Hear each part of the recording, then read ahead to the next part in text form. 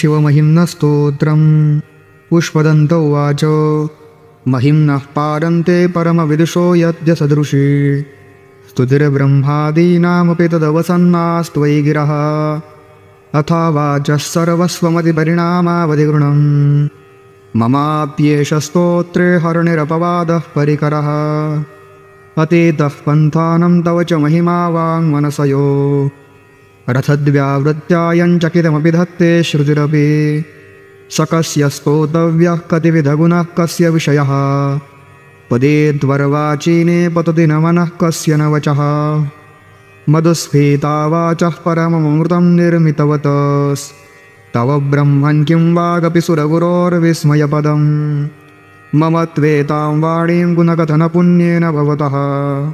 पुनामीत्यर्थेऽस्मिन् पुरमथनबुद्धिर्व्यवसिता तवैश्वर्ययत्तज्जगद्दयरक्षा प्रलयकृत् त्रयीवस्तु व्यस्तं तिसृषु गुणभिन्नाशु धनुषु अभव्यानामस्मिन् वरदरमणीयामरमणीं विहन्तुं व्याक्रोशीं विदधत इहैके जडधियः किमेह किङ्कायः खलु किमुपायत् त्रिभुवनं किमाधारो धाता सृजति किमुपादान इति च अतर्क्यैश्वर्ये त्वय्यनवसरदुस्तो हतधियः कुतर्कोऽयङ्कांष्टिं मुखरयति मोहाय जगतः अजन्मानो लोकाः किमवयवन्तोऽपि जगता अधिष्ठातारं किं भवविधिर्नादृत्य भवति अनीशो वा कुर्याद्भुवनजनने कः परिकरो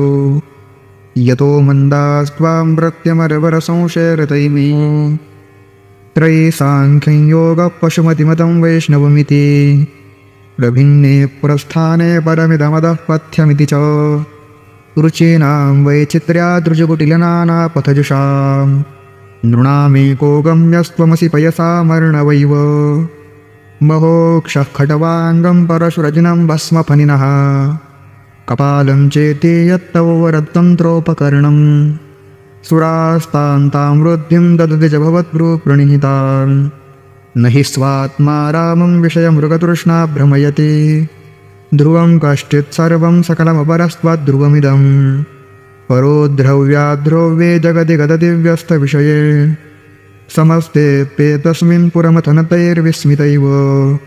तुवञ्जिर्हेमित्वां न खरनुदृष्टां करता तवैश्वर्यं यत्नाद्यदुपरि विरिञ्चिर्हरिरथः परिच्छेतुं यातावनलमनलस्कन्धवपुषः ततो भक्तिश्रद्धा भरगुरुगुणग्नां गिरिशयत् स्वयं तस्थेताब्दां तव किमनुवृत्तिर्न फलति अयत्नादापाद्यत्रिभुवनमवैरव्यतिकरम् दशास्यो यत्बाहू न भृतरणकण्डूपरवशा शिरः पद्मश्रेणीरचितचरणाम्भोरुहबले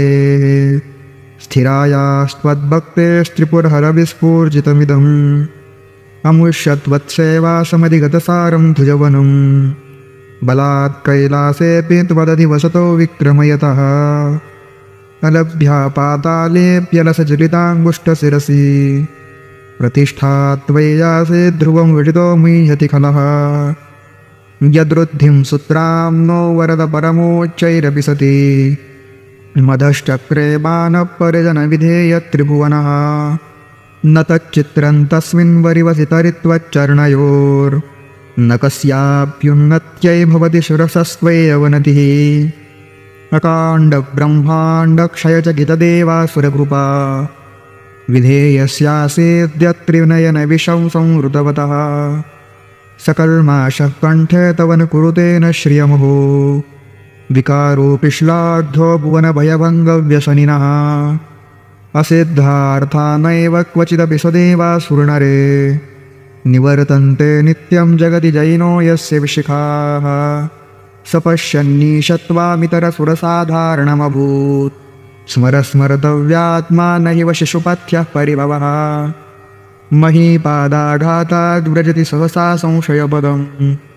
पदं विष्णोर्भ्राम्यद्भुजपरिघरुग्नग्रहगणं मुहूर्द्यौर्दं स्थञ्जात्यनिवृतजटाताडिततटा जगद्रक्षायै त्वन्नटसि ननु वामैव विभुता वियद्व्यापीतारागणगुणितफेनोद्गमरुचिः प्रवाहो वाराय्यः पृषत लघुदृष्टशिरसि ते जगद्वीपाकारं जलधिवलयं तेन कृतमीत्यनेन्नैवोन्नेयं तपोभुः रथाक्षो नीयन्ता शतधृतिरगेन्द्रो धनुरथो रथाङ्गे चन्द्रार्कौ रथचरणपानिश्चर इति दिदक्षोस्तेकोऽयं त्रिपुरतृणमाडम्बरविधेर्विधेयै क्रीडन्त्यो न खलु परतन्त्रा प्रबुधियः हरिस्ते साहस्रं कमलबलिमाधाय पदयोर्यदेकोने तस्मिन् निजमुदहरन्नेत्रकमलं गतो भक्त्युद्रेकः परिणतिमसौ चक्रवपुषा त्रयाणां रक्षायै त्रिपुरहरजागर्ति जगता क्रतौ सुप्ते जाग्रत्वमसि फलयोगे क्रतुमता क्व कर्म प्रध्वस्तं फलति पुरुषाराधनमृते अतस्त्वां सम्प्रेक्ष्य क्रतुषु फलदानप्रतिभुवं श्रुतौ श्रद्धां वद्वा दृढपरिकरः कर्मसु जनः क्रियादक्षो दक्षः क्रतुपतिरधीशस्तनुहृदा मृषीणामार्तवीज्यं शरणदसदस्यासुरगणाः क्रतुभ्रेशस्त्वत्तः क्रतुफलविधानं व्यसनिनो ध्रुवं कर्तुश्रद्धा विधुरमविचाराय हिमखाः प्रजानाथं नाथ प्रथममुविकं स्वां दुहितरं गतं रोहिद्भूतां व्रीरमैषमृष्यस्य वपुषा धनुष्पाणिर्जातं दिवमपि सपत्राकृतमम् त्रसन्तं तेऽद्यापेत्यजतिरमृगव्याधरवसः त्वलावण्याशंसा द्रुतधनुषमह्नाय तृणव पुरः क्लुष्टं दृष्ट्वा पुरमथनपुष्पायुधमपि यदि श्रैनं देवे यमनिरतदेहार्धघटना दवैति त्वामद्धावत वरदमुग्धा युवतयः श्मशानेष्वा क्रीडा स्मरहरपिशाचा सहचरा श्चितावस्मालयपस्रगबिन्दुकरोटी परिकरः अमङ्गल्यं शीलं तव भवतु नामैवमखिलं तथापि स्मरतॄणां वरद परमं मङ्गलमसि मनः प्रत्यक्चित्ते सविधमवधायात्तमरुतः प्रहृष्यद्रोमानः प्रमदसलिलोत्सङ्गितदृशः यदा लोक्याह्लादं हृदैव निमज्जामृतमये दधन्त्यन्तस्तत्त्वं किमपि अमिनस्तत्किल भवान् त्वमर्कस्त्वं सोमस्त्वमसि पवनस्त्वं हुतवः त्वमापस्त्वं व्योमत्वमुधरुणिरात्मा त्वमिति च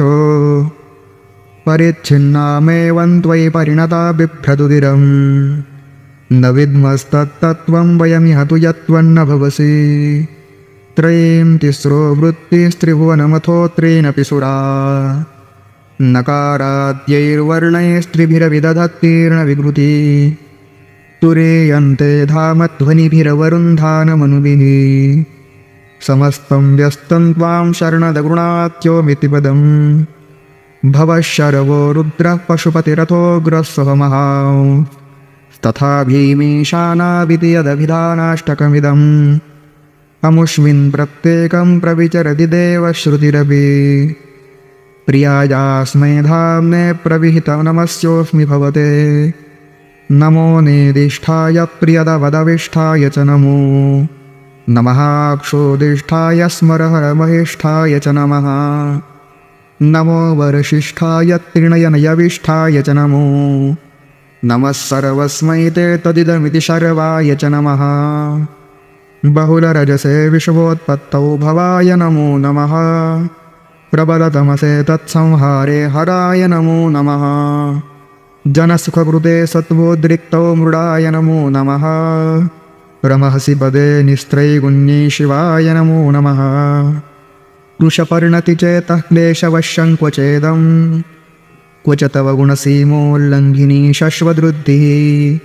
इति चकितममन्दे कृत्यमान् भक्तिराधात् वरदचरणयोस्ते वाक्यपुष्पोपहारम् असितगिरिसमौ स्यात् कज्जलं सिन्धुपात्रे सुरतरुवरशाखालेखनी पत्रमूर्वे लिखति अधिगृहीत्वा शारदा सर्वकालं तदपि तव गुणानामीशपारन्नयाति असुरसुरमुनिन्द्रैरर्चितस्येन्दुमूलेर्ग्रथितगुणमहिम्नो निर्गुणस्येश्वरस्य सकलगणवरिष्ठः पुष्पदन्ताभिधानो रुचिरमलघुवृत्तये स्तोत्रमेतच्चकार अहरहर्णवद्यं धूर्जते स्तोत्रमेतत् पठति परमभक्त्या शुद्धचित्तः पुमान् यः स भवति शिवलोके रुद्रतुल्यस्तथात्र प्रचुरतरधनायुः पुत्रवान् कीर्तिमांश्च महेशान्नापरो देवो महिम्नो नापरा स्तुतिः अघोरान्नापरो मन्त्रो नास्ति तत्त्वं गुरोः पदम् दीक्षादानं तपस्तीर्थं ज्ञानं यागादिकाः क्रियाः महिम्नस्तव पाठस्य कलां नार्हन्ति षोडशीं कुसुमदशननामा सर्वगन्धर्वराजः शिशुशशिधरमौलेर्देवदेवस्य दासः स खलु निजमहिम्नो भ्रष्ट एवास्य रोषात् स्तवनमिदमकार्षेत् दिव्यदिव्यं महिम्नः सुरवरमुनिपूज्यं स्वर्गमोक्षैकहेतुं पठति यदि मनुष्यः प्राञ्जलिर्नान्यचेताः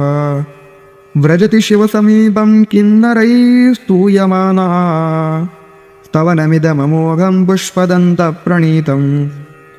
आसमाप्तमिदं स्तोत्रं पुण्यं गन्धर्वभाषितम् अनौपम्यं मनोहारे शिवमीश्वरवर्णनम् इत्येषा वाङ्मयी पूजा श्रीमच्छङ्करपादयोः अर्पिता तेन देवेश प्रियतां मे सदाशिवः तव तत्त्वन्न जानामि कीदृशोऽसि महेश्वर यादृशोऽसि महादेव तादृशाय नमो नमः एककालं द्विकालं वा त्रिकालं यः पठेन्नरः